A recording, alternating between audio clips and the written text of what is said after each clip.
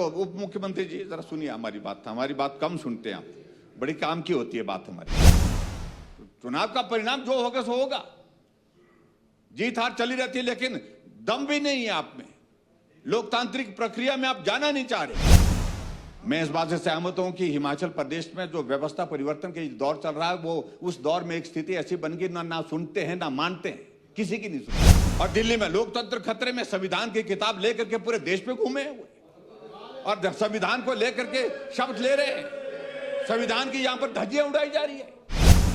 हमने भी बनाई, मैंने भी 3 नगर निगम बनाई, लेकिन 6 महीने से पहले 3 महीने के अंदर अंदर हमने वहां पर चुनाव कराए। हमने भी बनाई, मैंने भी 3 नगर निगम बनाई, लेकिन 6 महीने से पहले 3 महीने के अंदर अंदर हमने वहां पर चुनाव कराए। तो चुनाव का परिणाम जो होगा सो होगा, जीत हार चली रहती है, लेकिन दम भी नहीं है आप में, लोकतांत्रिक प्रक्रिया में आप जाना नहीं चाह रहे।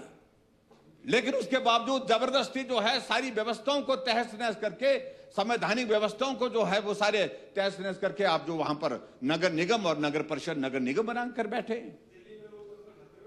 और दिल्ली में लोकतंत्र खतरे में संविधान की किताब लेकर के पूरे देश में घूमे हुए और संविधान को लेकर के शब्द ले रहे हैं, संविधान की यहां पर धज्जियां उड़ाई जा रही है।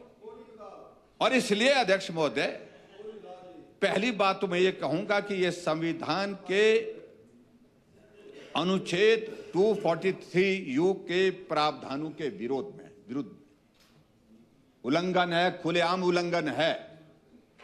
अगर इस बिल को आप पारित करेंगे, ये आप बिल कहीं भी कानून की नजर में नहीं टिकने वाला, मैं बड़ा साफ कह रहा हूं, नहीं टिकेगा। और यह भी एक रिकॉर्ड बनेगा कि हिमाचल प्रदेश की विधानसभा ने संविधान का उल्लंघन करके बिल पारित किया। तो एक तो मैं ये कहना चाहता हूं।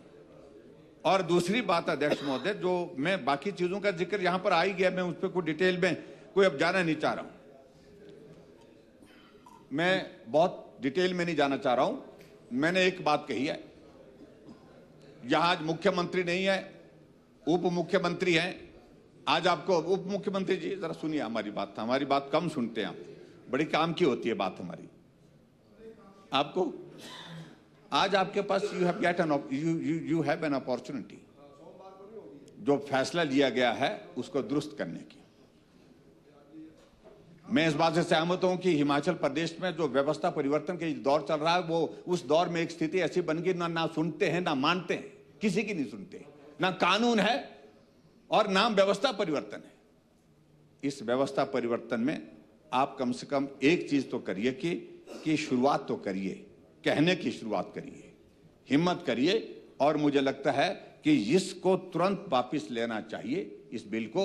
और बिल को वापस लेने के साथ साथ में जो वहां पर पंचायतें चुनी हुई है, जिन पंचायत के प्रतिनिधियों ने शपथ वहां पर ली हुई है और उनके अधिकारों को आपने निरस्त कर दिया है, तो मुझे लगता है कि यह भी उचित रहेगा कि उनको अधिकार दे करके वहां पर डेवलपमेंट की एक्टिविटीज भी हम कर सकें।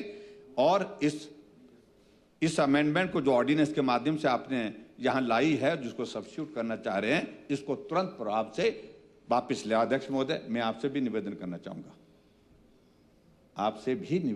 चाहूंगा, आप कानूनविद होकर के कानून की धज्जियां उड़ाने की इजाजत इस माननीय सदन में सत्ता में रहते हुए लोगों को नहीं देंगे, इस बात की भी मैं उम्मीद करता हूं। इतना ही कहना अध्यक्ष महोदय, धन्यवाद।